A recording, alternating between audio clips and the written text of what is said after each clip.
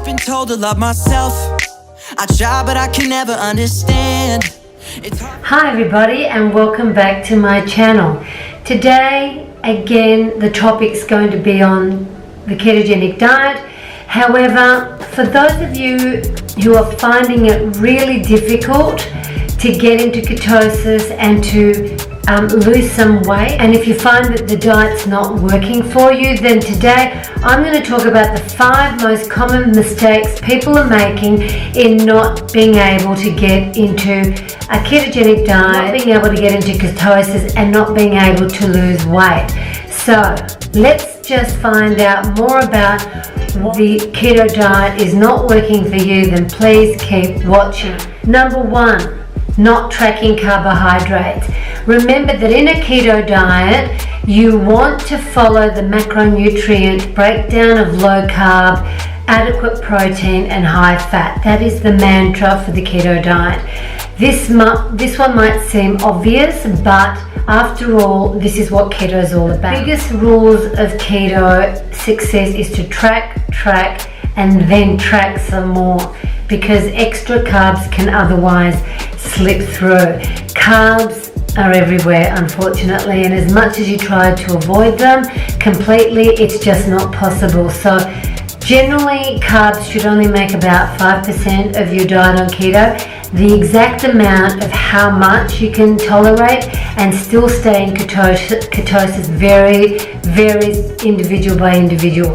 But the factors that can affect your body includes the type of carbs you eat, your overall lifestyle and your metabolic history. So it's a good idea to use a handy tracker and input the amount of what you eat in order to watch your carbs amount for at least 6 weeks, so you can see how you react to different foods. Number 2, not consuming enough calories.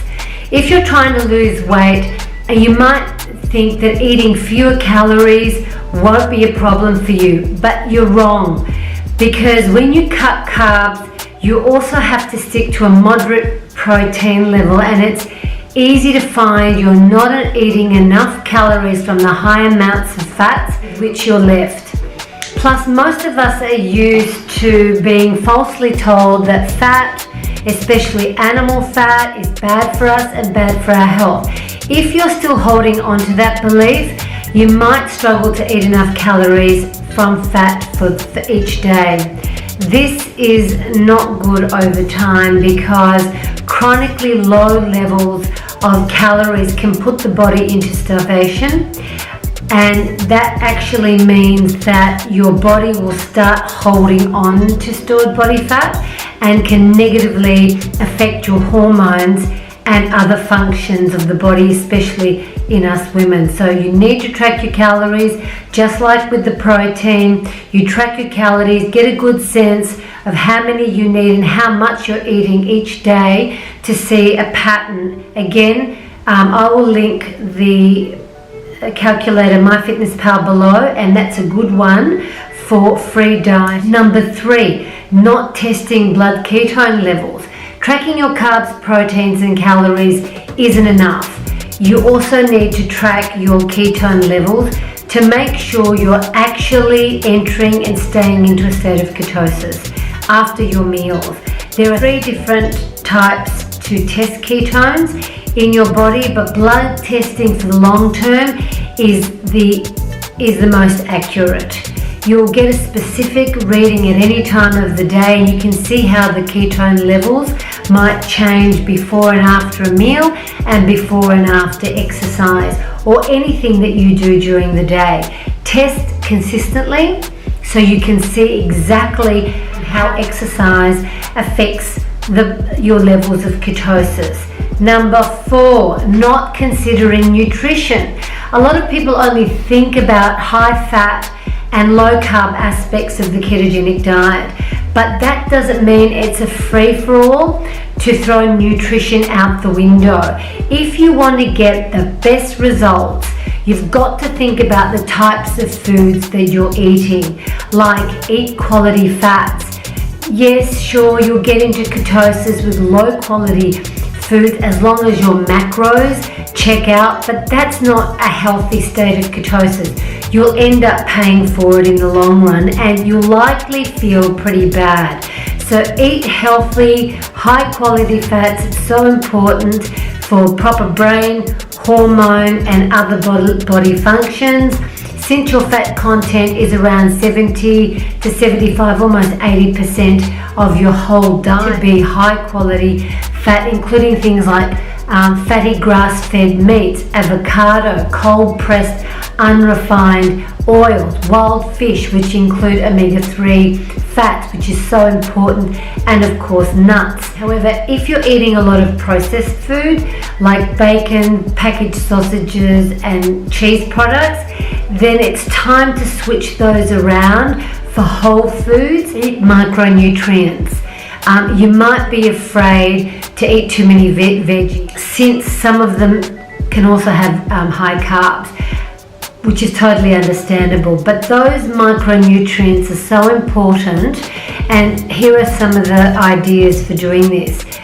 Focus on low carb vegetables when you eat them. Include some fat.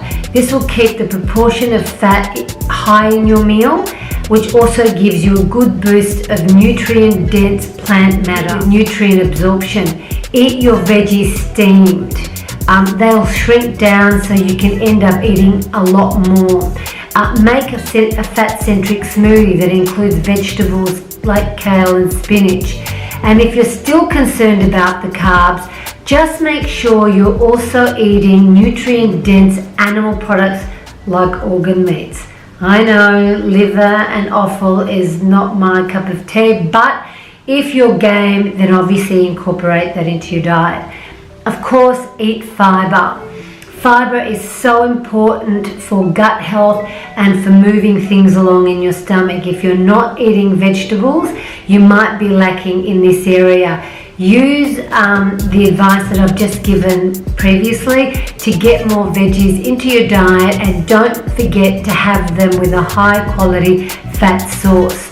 Also include fermented foods like full fat yogurt or kefir, but make sure again you're looking at the labels to make sure that there's no added sugars.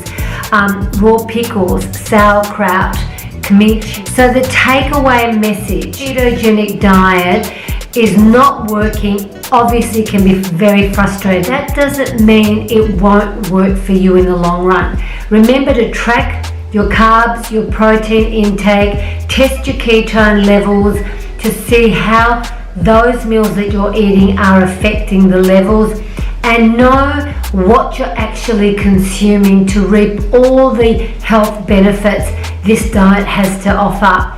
Use the points I've mentioned above to help you navigate through the areas you might need to adjust or tweak so that you'll be able to stay on track and get into ketosis no time. Well, that wraps it up for today. I hope you enjoyed this video, and if you did, please don't forget to subscribe, give it a thumbs up, and make sure you click the notification bell for all the upcoming videos. I must go now. Thank you again for watching. Bye for now.